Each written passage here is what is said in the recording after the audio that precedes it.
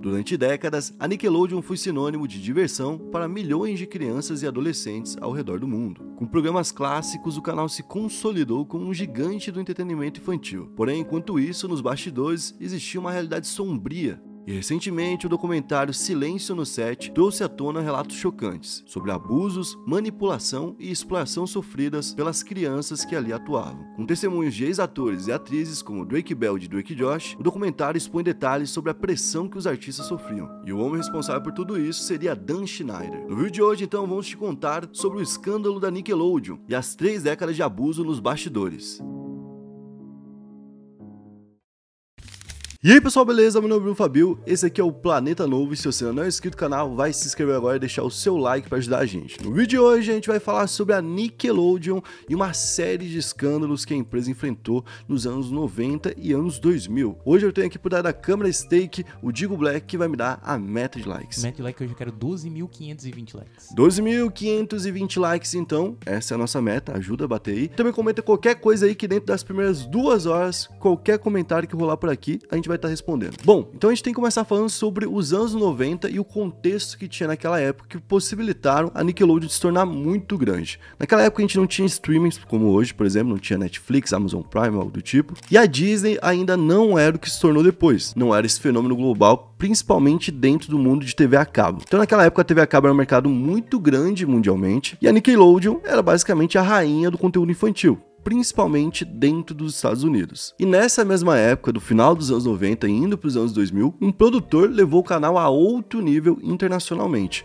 o Dan Schneider. Quem é o Dan? O Dan é conhecido por várias séries que ficaram muito famosas no Brasil, como por exemplo iCarly, e ele era o cara que era o mentor por trás desses projetos. Mas vamos voltar um pouquinho para explicar quem é esse homem.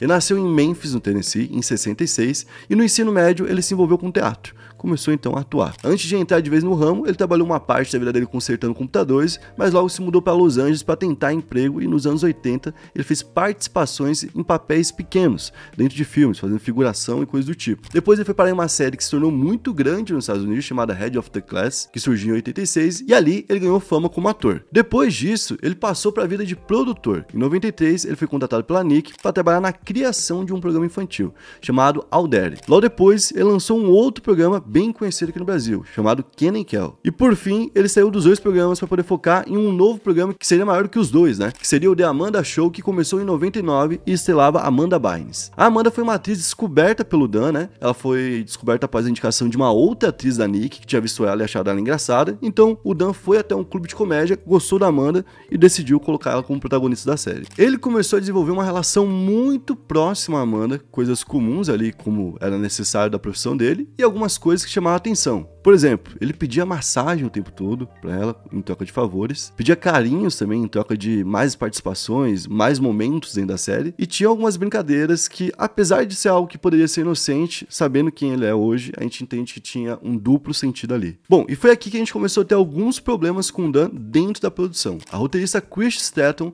disse que trabalhar com ele era abusivo e horrível.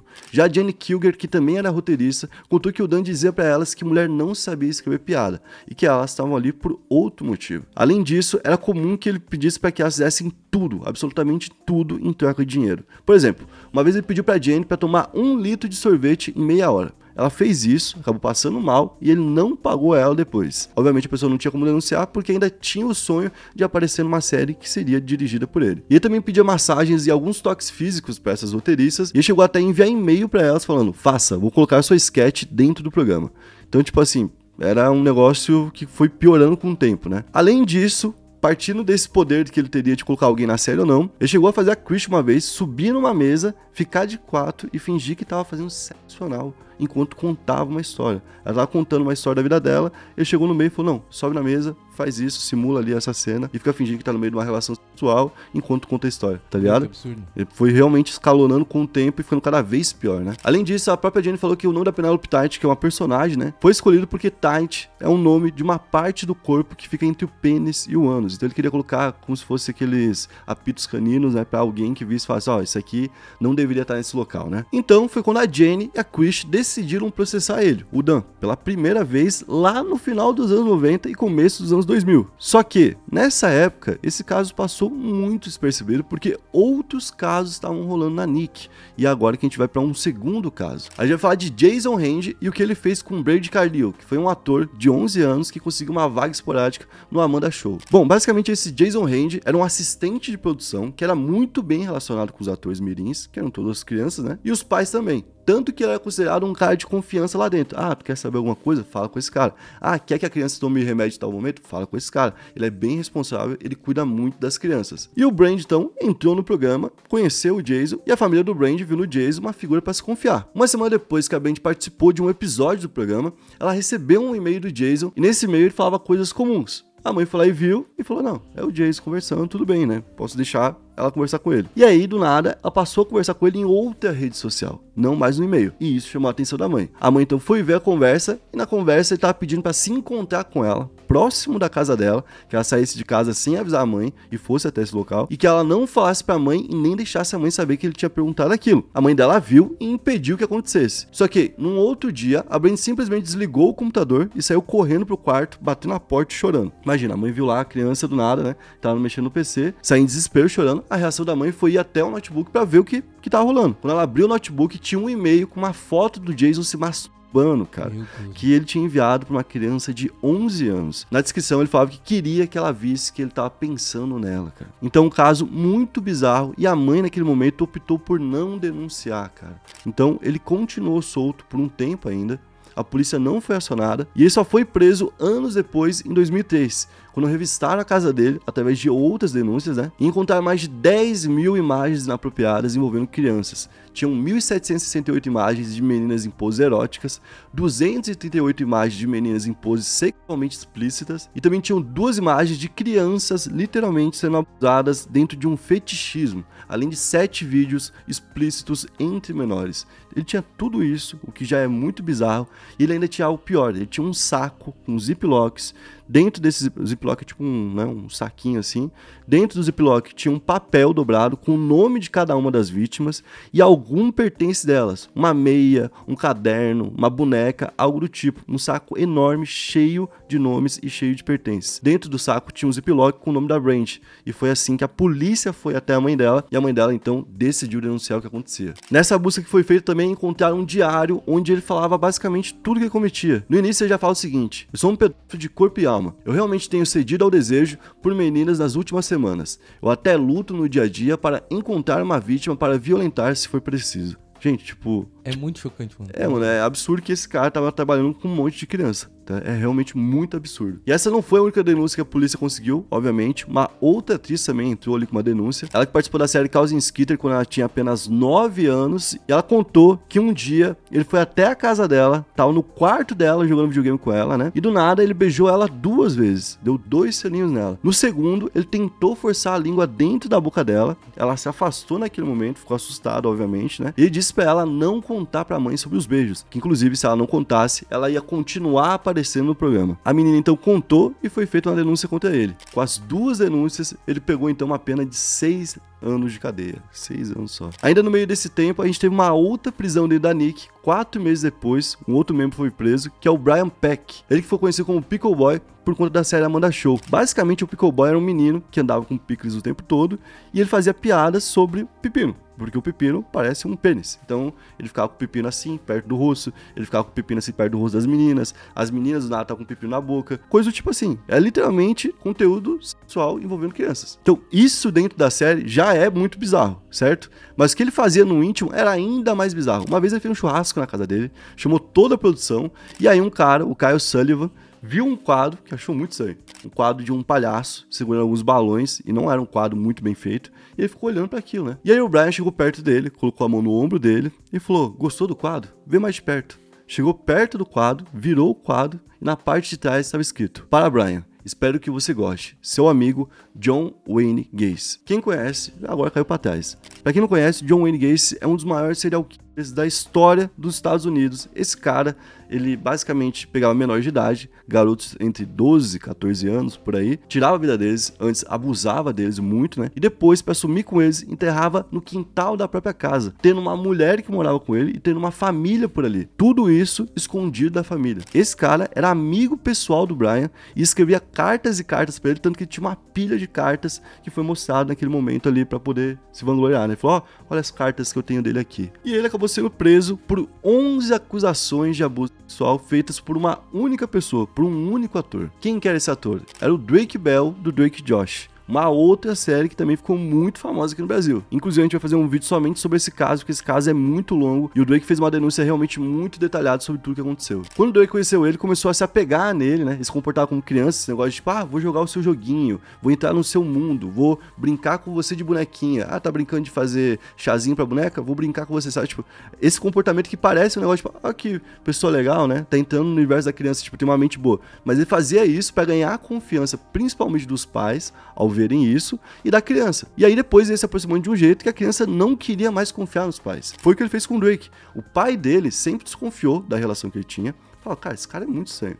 Tá muito próximo, é um homem adulto, por que ele tá assim, né? E ele convenceu o Drake a cortar relações com o pai, que naquela época, além de ser pai, né, ele era empresário do Drake. Então ele deixou de ser empresário do Drake e deixou de ver o próprio filho. Olha que doideira. O Brian então começou a buscar o Drake em casa para poder levar até o estúdio, e o Drake acabou passando várias noites na casa do Brian, porque morava longe. Então, vamos lá pra casa e eu não preciso passar amanhã para te buscar. E em uma dessas manhãs que ele dormiu lá, tudo mudou na vida do Drake, porque ele acordou sendo violentado somente pelo Brian, e nessa época ele tinha 15 anos, olha que doideira. Ele de início não sabia como contar, ele teve que lutar com ele mesmo para poder contar, e quando ele conseguiu fazer isso, a polícia foi acionada, e então ele foi preso. Foram feitas 11 denúncias de crimes sexuais naquele momento, somente contra o Drake Bell, e já tinha sido a segunda prisão dentro da Nick. E a gente teve mais uma prisão do Wesley Channel, que foi um funcionário do estúdio, que foi condenado por abusar de uma criança dentro do estúdio, cara. E esse cara já era condenado por esse tipo de abuso, inclusive, com crianças antes de entrar na Nick. Pô, então a Nick era um conjunto de... Pois é, parecia que tinha alguém facilitando isso, alguém tava lá em cima, né? Porque, tu contratar um cara que tem esse currículo pra trabalhar com criança... não dá, tá? E por incrível que pareça, nesse momento foi o momento que a Nick mais cresceu com lançamentos clássicos, e como isso não repercutia tanto, basicamente todos esses casos foram abafados com o sucesso das séries que estavam sendo lançadas. Como por exemplo, a gente teve Zoey 101, Brilhante Vitória, Drake Josh e também iCarly, com vários atores que ficaram famosos, né? Como por exemplo o Drake Bell, a Ariana Grande, a Victoria Just, a Miranda Cosgrove e a Janet McCurdy, né? E que também era a Sam do iCarly, né? E bom, depois que esses três caíram ali, quem que sobrou como grande produtor dentro da Nick? Agora faz mais sentido o porquê que o Dan não foi afastado, mesmo com aquela denúncia das roteiristas, porquê que ele continuou trabalhando por lá, porque basicamente ele era a carta que sobrou. E ele acertou em várias séries, como a gente falou, Zoey 101, Drake Josh e tudo mais. Então a Nick olhou e falou, esse cara dá muito dinheiro, vamos manter ele por aqui enquanto der. E ele continuou fazendo cenas estranhas igual ele fazia antes, e uma das atrizes que trabalhou no Zoey 101, né, que era a Alexa Nichols, que fez o papel da Nicole, contou que viu uma cena ultra sexual de uma outra atriz que tava ali, né, onde ela tinha que abrir um canudo com uma gosma dentro, e aí ela não conseguia abrir, e essa gosma do nada pulou no rosto dela, e o Dan, que tava no set, começou a morrer de dar risada, e fazer comentários tipo,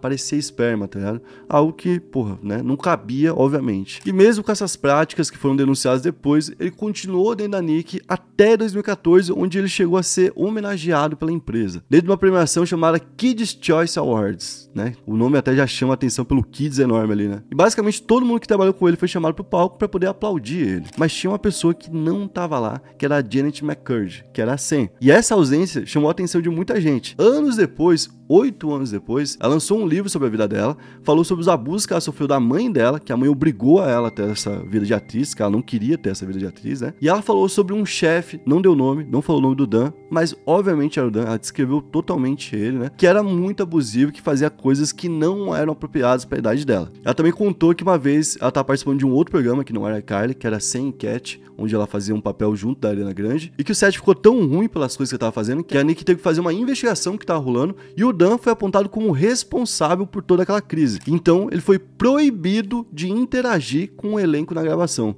o cara que é diretor, que basicamente ele tem que fazer isso, tá ligado? Então, tipo, a Nick não conseguia abrir mão do cara e ao mesmo tempo sabia que ele não podia ter contato com as crianças. Olha que doideira, rapaziada. 3 anos depois, em 2017, ele voltou aos sets, voltou a ter contato com o pessoal e com 2 novas séries, Endanger e Game Shakers. Mas nessa mesma época veio um movimento muito importante, o movimento Me Too, que era um movimento de denúncia contra abusos. E nesse contexto, uma funcionária da Nick fez uma denúncia contra a empresa, mas em vez de fazer pra mídia, fez a um sindicato. E esse sindicato defendeu essa causa muito, inclusive foi pra internet para poder contar a história, e a empresa foi obrigada a investigar a conduta dele, do Dan Schneider, dentro da Nick. Então, em 2018, finalmente ele foi demitido da empresa, encerraram o contrato dele imediatamente, mas tiveram que pagar uma multa de 7 milhões de dólares, então ele saiu muito bem, né? Se não encontrar nada que apontasse contra ele de forma sexual, mas que realmente ele era uma pessoa muito abusiva. O Dan então prometeu mudar como chefe e ficou por aí. Foi isso que aconteceu. A Nick, que já foi a maior nesse ramo durante um bom tempo, acabou sofrendo um dano irreparável na sua imagem, principalmente nos Estados Unidos, onde tudo isso é muito conhecido. Inclusive, talvez uma galera conheça o Jody, que é um rapper, né? E que tinha um personagem antigamente chamado Pink Guy, que fazia críticas e coisas do tipo, que fez uma música chamada Nickelodeon Girls. Nessa música, ele faz uma diss falando do Dan Schneider e falando dos abusos que ele cometia. Além disso, saiu recentemente um documentário sobre tudo que eu falei aqui, onde é dito pelos próprios atores, chamado Silêncio no Set, ou Catch on Série, que é da Amazon, é exclusivo da Amazon e é exclusivo para os Estados Unidos. Então, se você conseguir utilizar algum negócio para poder assistir por lá e conseguir ver em inglês, vale muito a pena, porque eles mesmos contam a própria história. Bom, esse foi o vídeo de hoje e eu queria deixar um recadinho pra vocês. A gente tem aqui uma parceira que é a Stake, se você ainda não conhece, ela é uma das maiores do mundo dentro dos jogos e inclusive ela tem parcerias exclusivas com a NBA, com a Premier League, com a Fórmula 1, que nenhuma outra vai ter. Ela é, por exemplo, a quem tem mais odds diferentes dentro da NBA, quem mais estudou o esporte para poder colocar apostas diferentes. Por exemplo, o que acontece dentro do futebol rola lá também, tem várias opções. E ela tem uma equipe própria dentro da Fórmula 1. Não é uma equipe que ela patrocina, é uma equipe própria. Então, além de tudo isso, você tem a opção de assistir esses jogos dentro da Stake, onde você pode assistir de graça a Fórmula 1, NBA, jogos de futebol, tudo isso, sem pegar vírus e sem precisar colocar nenhum real, certo? Então o que você tem que fazer? Tem um link aqui embaixo, você vai clicar nele, já vai abrir lá com o nosso cupom Planeta Novo, vai criar ali a sua conta e depois disso já pode ver os jogos de graça. Quer apostar? Aposta lá dentro mesmo, dentro da Stake, que é um local, como eu falei, confiável, que já tem a regulamentação para o ano que vem e para esse final do ano também, certo? Então esse foi o vídeo de hoje, espero que tenham curtido, se curtiu, deixa o like, se inscreve no canal e até a próxima.